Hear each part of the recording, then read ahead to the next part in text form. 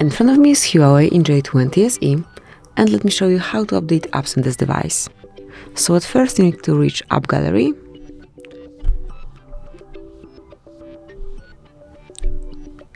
then go to Apps and pick, actually let's go to Me, to Your Apps, choose Updates then.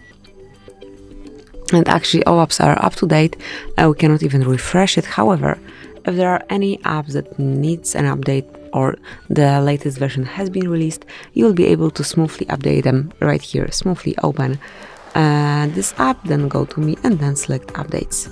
And this is it, that will be all. So you can update apps on your phone. Thanks for watching, please subscribe our channel and leave the thumbs up.